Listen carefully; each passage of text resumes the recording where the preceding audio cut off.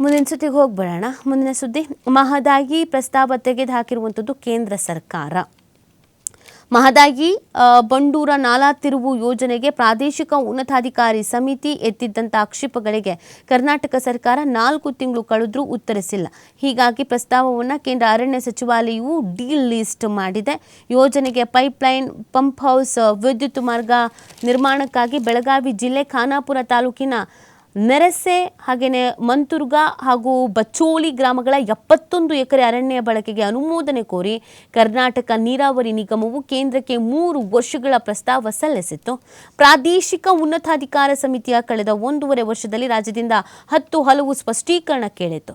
2025 December 12ರಂದು ಸಭೆ ನಡೆಸಿದ್ದ ಸಮಿತಿಯು ರಾಜ್ಯ ಸರ್ಕಾರದಿಂದ 4 ಸ್ಪಷ್ಟೀಕರಣವನ್ನು ಕೇಳಿತ್ತು. ಸಮಿತಿಯ ಆಕ್ಷೇಪಣೆಗಳಿಗೆ ಉತ್ತರ ನೀಡುವ ಜೊತೆಗೆ ಸಮಗ್ರ ವರದಿ ಸಲ್ಲಿಸುವಂತೆ ಅರಣ್ಯ ಇಲಾಖೆಯ ನೋಡಲ್ ಅಧಿಕಾರಿಯವರು ಬೆಳಗಾವಿ ವೃತ್ತದ DCF ಅವರಿಗೆ ಜನವರಿ 20ರಂದು ನಿರ್ದೇಶನ ನೀಡಿದ್ರು. ಆದರೆ ಆ ಬಳಿಕ DCF ಅವರು ಕೇಂದ್ರಕ್ಕೆ ಯಾವುದೇ ಉತ್ತರ ನೀಡಿಲ್ಲ. ಅಧಿಕಾರಿಗಳ ಧೋರಣೆಗೆ ಪರಿಸರ ಕಾರ್ಯಕರ್ತರು ತೀವ್ರ ಆಕ್ಷೇಪವನ್ನು ವ್ಯಕ್ತಪಡಿಸಿದ್ದಾರೆ. ಕೇಂದ್ರ ಹಾಗೂ ರಾಜ್ಯ ಸರ್ಕಾರಗಳ ಜಟಾಪಟಿಯಿಂದಾಗಿ ಯೋಜನೆ ಇಲ್ಲಿವರೆಗೆ ಅನುಮೋದನೆ ಪಡೆಯೋಕೆ ಸಾಧ್ಯ ಆಗಿಲ್ಲ.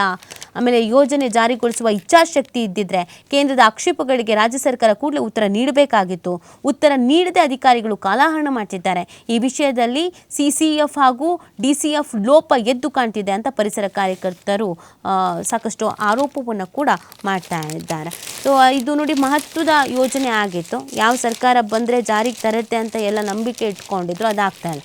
ಕೇಂದ್ರದಲ್ಲಿ BJP ಇದೆ, ಇಲ್ಲಿ ಕಾಂಗ್ರೆಸ್ ಇದೆ. ಎರಡೂ ಸರ್ಕಾರಗಳು ಅದೇ ಥರದ ನಿಲುವನ್ನು ಹೊಂದಿರೋದು. ಇದು ಸಹಜವಾಗಿ ಅಸಮಾಧಾನಕ್ಕೆ ಮತ್ತು ಆಕ್ರೋಶಕ್ಕೆ ಕಾರಣವಾಗ್ತಾ ಇದೆ. ಮುಂದಿನ ದಿನಗಳಲ್ಲಿ ಇದು ಹೋರಾಟವಾಗಿ ಮಾರ್ಪಡುತ್ತಾ ಅಥವಾ ಇನ್ನೇನಾಗುತ್ತೆ ಅನ್ನೋದನ್ನು ಕಾದು ನೋಡಬೇಕಾಗಿದೆ.